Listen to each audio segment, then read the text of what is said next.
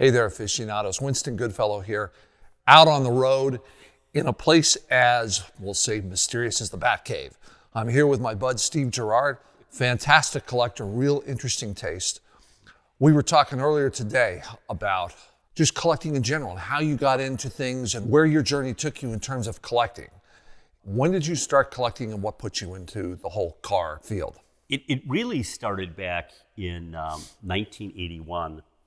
And I was so interested in cars, but being that this part of Wisconsin is not really overpopulated with dealers for exotic cars, and I needed somebody to support whatever you buy. So, Rule number one. Yes. And that is a valuable rule. Oh, absolutely. Even now. At the time, a company called Excalibur was manufacturing a car in downtown Milwaukee. And I went in there, and for a mere $50,000 back in 1981, you could order your Excalibur, which is, if you're familiar with a Mercedes-Benz, the 500K. It was a 500K, that's correct. And Brooks Stevens was the designer, Yes. an industrial designer that he's all sorts of appliances. And the Oscar Mayer Wienermobile is his. I forgot about that, yes. So I bought one of those. Not the Oscar Mayer Wienermobile, the Excalibur. I would love the Wienermobile. But with that car, they were able to maintain it. It was a lot of fun seeing it done, but it wasn't a very exotic or exciting car. And from there, I actually ended up buying, over the next few years, 3 Ferrari Dinos. Mm-hmm. And Lovely piece. Oh, yep. A gorgeous car. Yeah. But they are so slow that, again, a softball outruns the things.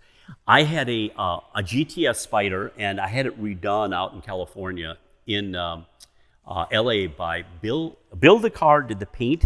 Great guy to do the body and paint. Lyle Tanner. Oh, it was yeah. Lyle Tanner who actually did the restoration. It was beautiful. Yeah. But driving it, I realized I needed something with a little more zip. Yeah, you wanted more juice. Yeah, and it was great, but so those are gone. It's now 1989, and I've seen the drawings for the swan song of the Lamborghini Countach. And although I own 2 of them, I was not very impressed with the new design. I felt that this was indicative of all Countaches. You had to have this air intake. Yes. The ears coming out, this was the mark of the car. This particular car, I did buy in 89. And in fact, I ended up buying 2 of these. But this one really was white with a cream interior. And about a week after I got the car, the dealer calls me up. And he tells me that he needs the car back. And I asked him why, because I'm already driving it.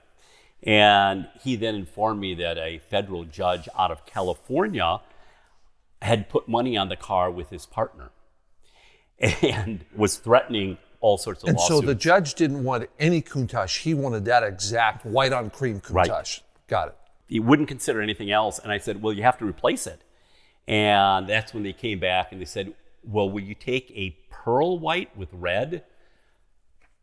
I said sold. Because pearl white was much more interesting. And then with the red, and I see you've got the accent, the piping in here. Yes. It was a no-brainer. And I'm laughing as they're loading this, the white one up with the cream interior. Did it also have the wing on the back? Yeah. Okay. Yep. So this car I've owned since it was about 3 months old. I was excited that it was fuel injected.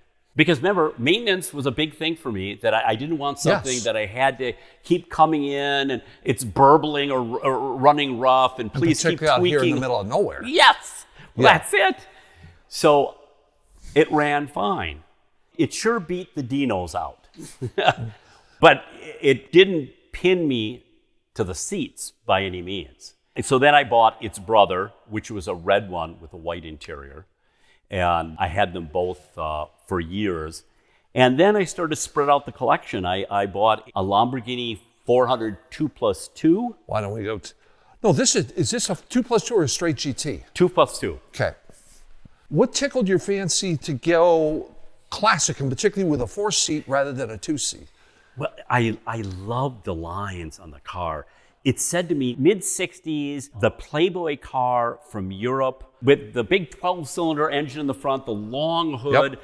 I could just see it. The beautiful curves. If you look at the windows, the side windows on this car, they're curved this way, they're curved this way, and they're twisted. Nobody does that. And it's perfect for a guy with your geeky kind of mechanical mind. You're all over that. Yeah. I fell in love with the car at the time. And so it sounds like your passion oriented more towards Lamborghini than Ferrari. Yeah. Why? It did. At the time, Lamborghini made about 1/10 the volume that Ferrari made. Yes. Again, in Wisconsin, driving anything was exotic. But the idea that Ferrari, at that time, 308s, 328s, Yep. It seemed like a Magnum PI. It was too common. I wanted something that was quirkier. Speaking of quirky, shall we take a look at the Espada? Yeah.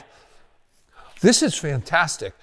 And so you know, I'll be the judge of this at Pebble Beach this year because you're bringing this to Pebble Beach. Yes, I was invited. Yes. So I want to thank whoever was wise enough to pick this out of all of my cars to be the one to represent the Espadas. Aficionados, you don't see Espadas done to this level. You're looking at a Pebble Beach quality car. It's a real interesting color combination. What was the inspiration? It was the same thing that drove it before, which is I wanted something unusual. It did have to be an original color, which it is. It's Granada red. It's one that I see so infrequently, and I'm sure it's because its color tone is unusual. I don't know if you can pick it up here. It isn't just a red. It has a fuchsia. Yes. And both my parents were artists. And so from a young age, I got pulled around to art festivals around Wisconsin. And so you end up getting an appreciation for color and shape. And even though I do not have artistic skills, but the appreciation for colors is there. And so I just fell in love with this. And the thing that I thought was so unusual is here, after we painted this car, I found the exact color and car of this and the same series. That's impossible. But here it is in Granada red. And again, I've not seen one in Granada red. I've seen a lot of whites. I've seen silvers. I've seen a lot of colors, but not like this one. And we took some liberties. You can see in here, they did a tan leather interior. Yep. We also had matching carpeting throughout here instead of tan. It's a great presentation. Yes. Shall we buzz on over to your modern Lambos? Sure. Let's just say your collection's rather vibrant. Well, yes, right. You know, because I'm looking at yellow Countach and this vibrant green Murcielago Roadster, the Aventador SVJ. Yeah, and you know, I wasn't planning on being another green car. It's just how fate works out. That I ended up buying the Aventador SVJ and that car at the same time. Oh, get out of here. So that car being a Porsche 911 RS2 GT. And I went, you know what? I've got a green Mercy Roadster. I thought, okay, I'll take the GT2 RS in a acid green. It's a different enough green. And then my buddy called me up and he says, hey, would you like a brand new SVJ Aventador? And I went, okay, but please don't tell me it's black. Please don't tell me, one of these disappointing colors for me. Like, yes. And it came back and he says, it's green. And I'm going, oh, great. I don't have any green cars. But I took it. Still, it was tough to get them, so I was happy. It's funny because when I look at you, let's just say you don't have the rap star persona that most people would, or some flamboyant persona with this that would go with something like this. I really think, like I was saying before, that the house has a lot of artwork. There is even some artwork upstairs. It goes back to just the brought up with a lot of color. And so I won't Artistic buy a parents. black car. Yeah. I'm not real big on red cars only because, I've got the one Countach that's red, but it's kind of been overdone. There's the old saying, resell red. Yes, I Yeah, know. it's I know. and then your GT2 RS. Yeah. What I love about these things is when you drive this thing, man, there's the engine from God. Yeah. Just the way that thing bellows when you're on it hard and that type of stuff. I mean, not denying what these sound like, but there's just something really special about that. Well, I did a comparison. Somebody asked me, what's the difference? Because again, I got both cars about the same time. And I said, it's like your girlfriend who's from Germany and she's always in control. But when she's asked to perform, she does it with gusto, but not a lot of obvious, let's say, call it stress. And so there's not a lot of noise either. When you get into the Aventador, that is like you've run into some Italian dancer who strips at the local club. And so when she gets going, it's screaming and it's on the top of you. You don't know what happened to you until finally the car slows down and you kind of go, okay then. So they have very different personalities. This one, I'll take to the store all the time. I grocery shop in the car all the time. The Aventador doesn't have the room because I usually have the top off of it and they're stored into the nose. Yep. I will park them almost anywhere. But what's great is you use your stuff. Oh, yeah. You aren't one of these odometer house of worship guys. No. I've sold some cars. I had a Carrera GT, which is stunningly beautiful to me. The thing was a little scary. How so? Was it the clutch with the rapid in and out? Yes. Because if you're not used to that Yes. instant light switch on off, and particularly if you're slightly on an incline, it can be a little hairy. I was lucky. I didn't have that much of an issue with it, but I also wasn't on any inclines. That and speed bumps, we have them around here. We have them even on our frontage road. That just happened this winter, but the asphalt breaks up, and I can't have the carbon fiber bottom of the car smacking on it. Yeah. So I found that I wasn't driving it because I'd come in here and I'll come in here. I don't have a lot of spare time. I want to just kind of go, and, boom, and away I'm you going. go. Yeah. I don't want to sit there and go, should I take the Carrera GT? And I go, I got to keep my eyes on speed bumps. So it makes it where you can't really relax. Yes. But I love the looks of the car. And it has a scream. I was about to say this that thing is V10, high RPMs. yes. Oh my God, it's fabulous. It's like driving an F1 car. Yeah, I cannot say anything. And to all of the guys who own them and drive them all the time, hey, that is fantastic that you're doing that. So I gave up on that one. And so any car that I can't drive or don't drive has to go. But what I like about your philosophy is you drive it in. I mean, this is just like we used to do back in the old days, where if you didn't drive it, why have it? That's the point. See, these cars were never meant, this whole collection is not meant as being an investment. None of the cars were bought with that in mind at all. They're strictly for something for me, to make some memories with my kids, to have pictures with, to enjoy driving around. And if it means that I get door dings, which I have somewhere I'd like to find some wood to knock on, but I will drive these cars. I will park them in we have grocery stores called Pick and Save around here. I'll park them in the Pick and Save parking lot all the time. Not think twice. No. It's just a car. It's just a car. Albeit a fast one, but Now, it's just a car. I will at least use some common sense. If you pull in the parking lot and there is just one shoehorn to get in between two cars, I'll probably say, no, let's do that. In fact, I had a problem with the Ford GT. Why don't we go take a look? Because what's interesting on this, you have the heritage colors. This is kind of a rare bird. Well, and I didn't know it at the time. Oh, you didn't know the appeal of the heritage colors? Absolutely not.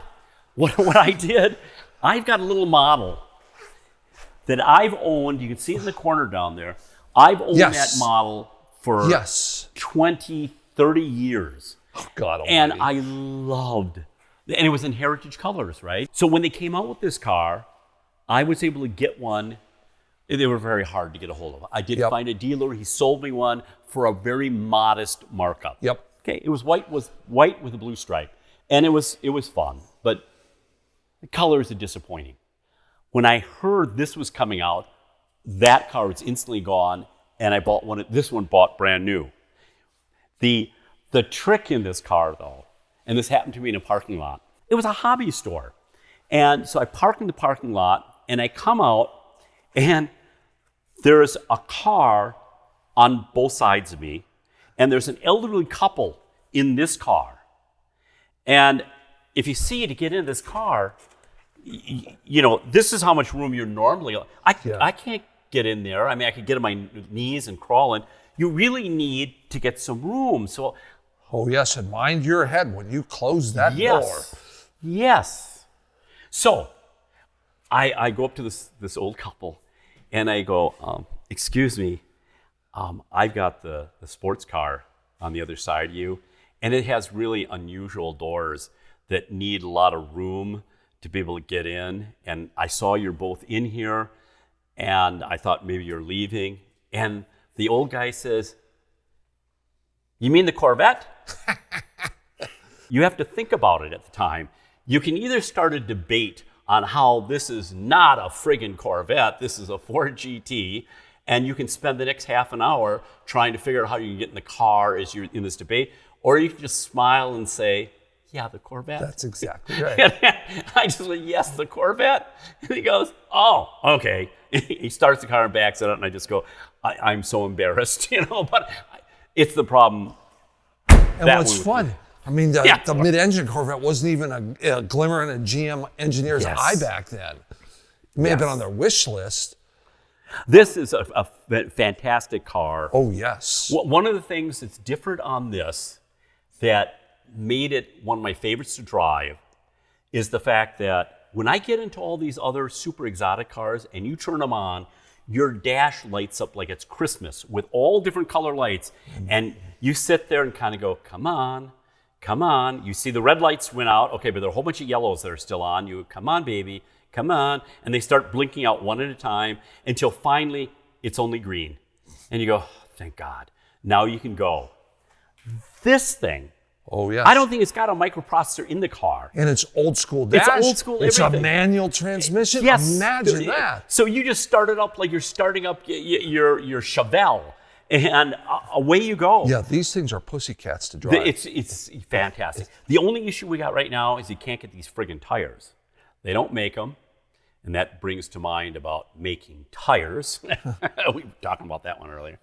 So you have to go and buy a different size tire, and that's what all the blogs are doing. And I'll probably have to do it because I drive this car all the time. Do it, yeah. Yeah. And it's awesome. So how many miles do you have on this?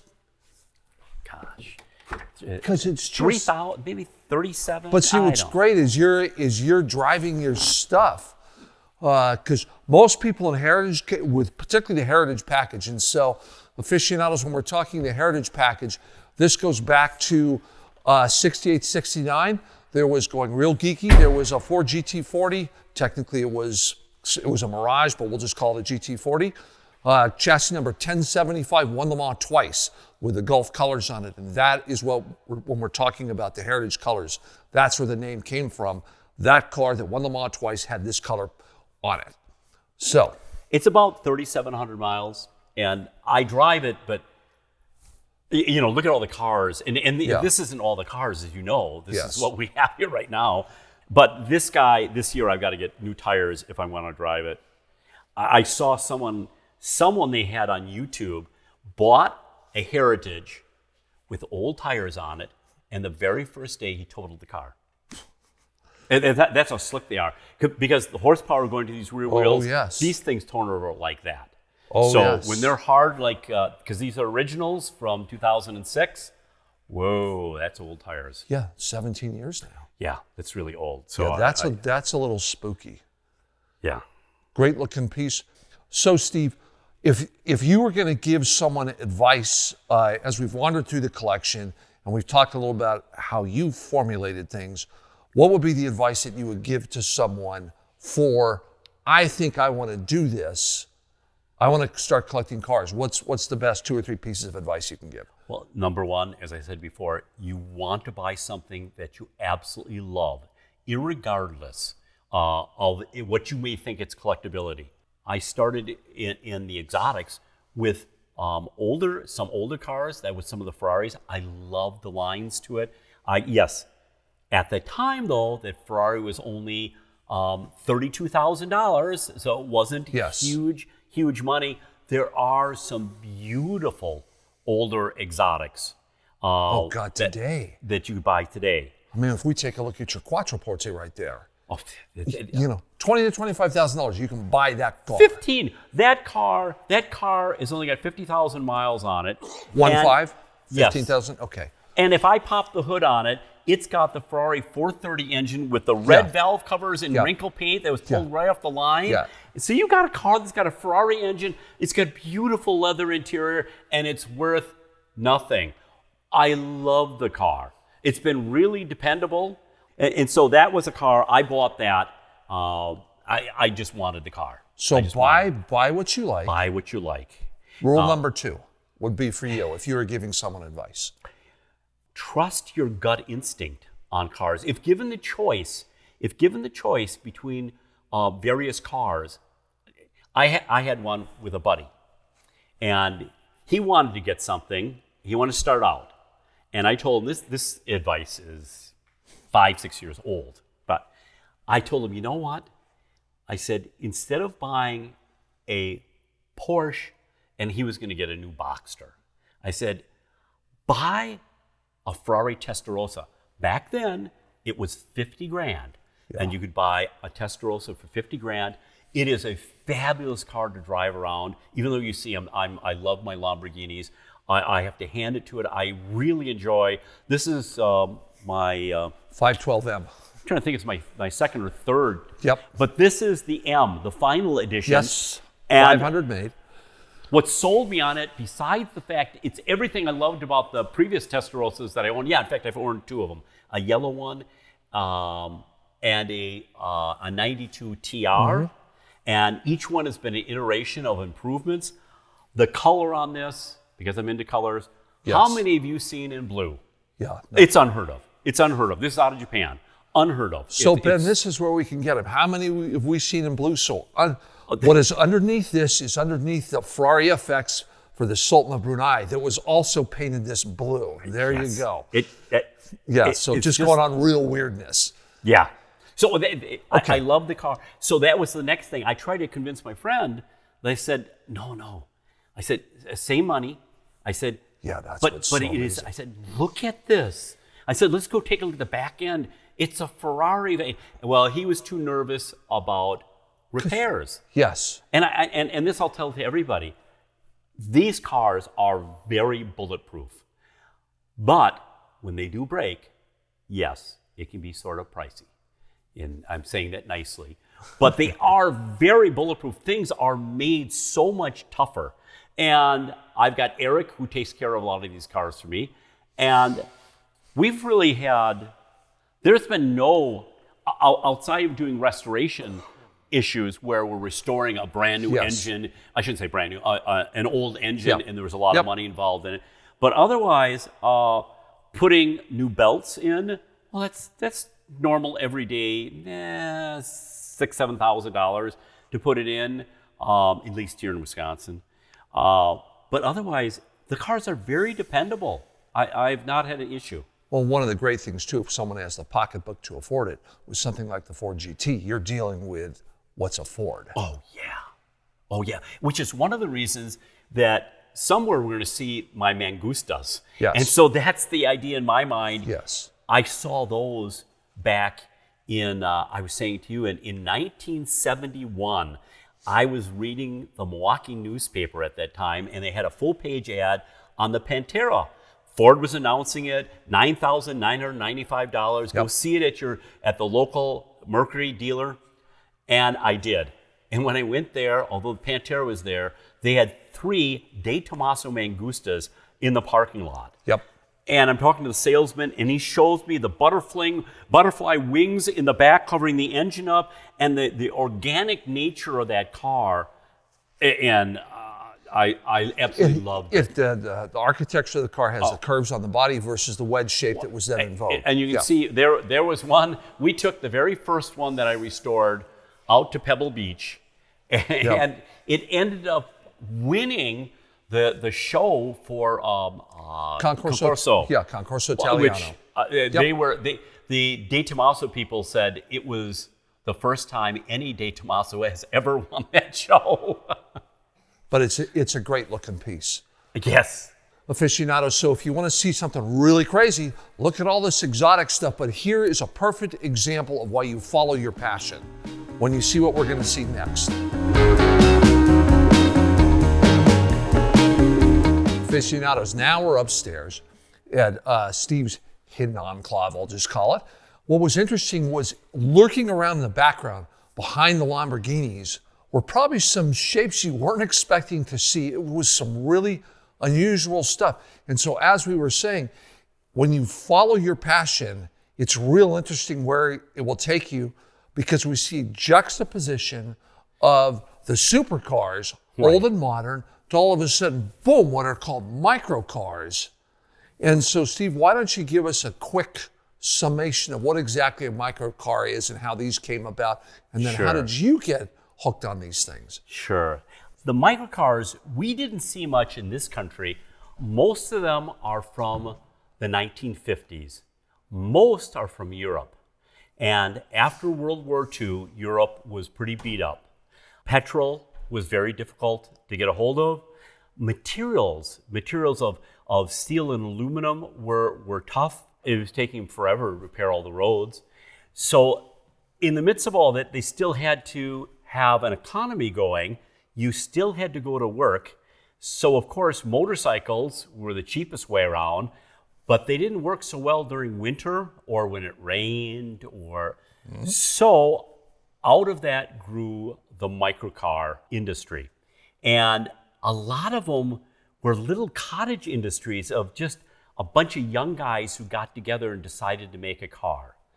And that's why volumes of some of these cars were limited. The cars nowadays are almost impossible to find, at least some of the real rare ones. They were real throwaway stuff. This was like, it's particularly when the 60s came around, and now Europe is becoming prosperous again because of the economic miracle. Yep. And it's just like, I don't know, we can't be seen in that anymore. Right.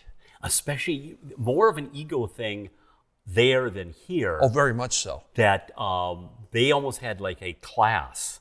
And if your parents were still driving a microcar, well, then you must be poor. So as soon as you could afford a real car that had 4 wheels to it, you'd get rid of your microcar, never to be seen again.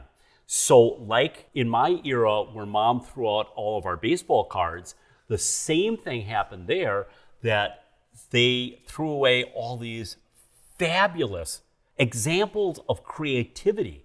And that's the thing that sold me on this, was knowing how creative they had to be, and at the same time, it had to make money, it had to function. And it had to meet government regulations. Yes, it had to do that too. Yeah. And why don't we take a look? I mean, come on, this thing with the nose up, what's going on here? This is a Rayona.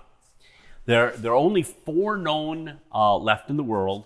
I think this is the only one that is restored. It is all aluminum. It was made in France. Really, the idea behind it was based on Paris and the narrow streets in Paris. And if you've ever driven in any of these old cities, which I've done, I've made the mistake of doing, that they are unbelievably narrow. So if you look at this car, and you almost have to see it from the nose to see how narrow it is, it was meant to be a car that you could park on a Parisian street that was only taking up, like 28 inches of width? Or you could push it right through your garden gate, right into your front lawn, and park it like a bicycle in your front yard of your apartment complex. Yet, when you take it back out and you want to have a real car, you just angle both wheels out, you pull it forward, and the car will suddenly go boom, and it'll be this wide. And to fold it back up, you just grab that nose. I can easily lift it up, and they just collapse right back in. An absolute brilliant engineering design by some young guys. And I'm just kind of going, oh, I've got to have it. Tandem seating in this, correct? Yes. So you have single seater, one in front of the other. And if you look inside, you'll see the steering wheel is like being on a bus. And this is one of the few microcars that actually has instrumentation in it. It's got 2 instruments. None of them will ever have a gas gauge, which I guess it's a holdover from motorcycles. You know, well, you just kind of, it was the old days. You put the stick in there and you saw, okay, where's the liquid end? I think they just shook the thing around. Yeah, I'm good to go. So this is one of my favorites in the collection. I've driven them all. This is probably the nicest one to drive out of all of them. Most of the other ones, I don't know if I'm just getting that much bigger or if it's just us in general, but oh my God, some of these cars people had to be awfully small to drive them around. Well, why don't we take a look at, for me, if I'm thinking of the iconic microcar, it's the Isetta, first done by ESO, sold the rights to BMW, and they made 160,000 of these. Yeah. This was the real home run. This one is very rare. They found another one, but for a long time, this was the only one in existence, which was the Isetta delivery vehicle. And this is an English version, and they've recently found another one. You can see the amount of cargo you can fit into the back. So I'm assuming it was, I don't know, flowers, mail.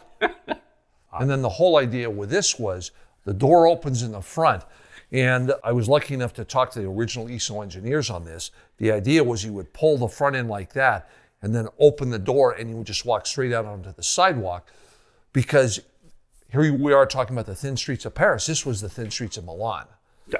Yep. And so you didn't want to open your door into traffic, but if you could come in at a perpendicular angle and then just step out. And you saw what else they had to do in the event you have a car crash, which it's many times it's in the nose. Yes, that's exactly right. That's why this thing's up there so you can get out of the car. This is one of my favorites. A couple other ones. This Footomobile, I swear to God, now this is also metal, where some of the cars are fiberglass. When I find one that's in metal, it kind of hits a chord for me because someone put some real money and effort back into that. Now, the Footomobile, I loved its shape. And if you see it, it's Dr. Seuss had to do this himself. Oh, this is just total funky. Yes, exactly. And it's the only 4-passenger vehicle I've got of microcars. Boy, I wouldn't want to be going up a hill in this weather with four people. You know? And a motorcycle engine in the back. Yes. Yes, exactly. This little guy, this Avalette, this is French. This little guy cooks. It was considered the kind of like the racing version of the car. One of the things that you notice on some of these cars that they've got 2 wheels in the back. And you'll notice that the 2 wheels, they're kind of close together. And what we've been told is there was a tax difference. That if you have 3 wheels, they consider it a motorcycle, taxes are low. If you got 4 wheels, taxes were high. So they would end up making 3-wheelers, but they're unstable in turns, which I think makes sense. So they made an exemption. They would allow you to have 4 wheels, but there's a certain distance upon which they couldn't be apart. So that's why if you look at this, you kind of go, why 2 wheels so close together? Friggin' government. You know, if they didn't do that, this wouldn't be an issue. But this little guy smokes. But again, it's one of these, there's no seat adjustment. And again, that's your only instrument. But he was meant to be the hot rod version of this car. The most beautiful car of them all, again, is French. And if you notice a familiar theme here, is that the French, back then in the 50s, their eye on design was just great. And what are we looking at here? This is called a Paul Valet. And this car, I mean, just look at, okay. look at this. Yeah, you know, just to give you an idea, so there's basically 6 feet my wingspan. It's just, how crazy is that? You know, some of these cars, what they use for shock absorbers, and I was mentioning earlier, it's giant rubber bands. So, I mean, they were, what I said, creative, and yet on such a budget. Look at this beautiful little, again, the French. The English made those 2 cars over there. Look at the difference. The French, they made it just this elegant, the almost toy style to things. The English, it was very, it was effective, it worked, it maybe isn't pretty, but there you go. The Futomobile, German, the Kroboth, German, and the one that's in the museum right now, this is called the Fuji Cabin. This is the Japanese version of a microcar from 1955? Yeah, 1955. This is a great car to see in person. Again, it's at the Peterson. Yep. It's been there they've had it probably for 4 years, and they keep asking if they can keep it. And so that's where it normally would go. But the reason I got these, yes, these things are underpowered. But it friggin' tickled your fancy. Exactly. Look at again, the creativity here. Think back into the 1950s, what they were doing over there, these young guys designing this stuff, that I get transported back to that time period. So, wrapping this up. Yeah. Because it's just such a juxtaposition. Yes, it is. Buy what you like. Yes. Buy the best you can afford. Always. Yeah. Always. And chase your passion, I guess we could say. Yes. Perfect. Thanks so much, aficionados, and we will see you on the road.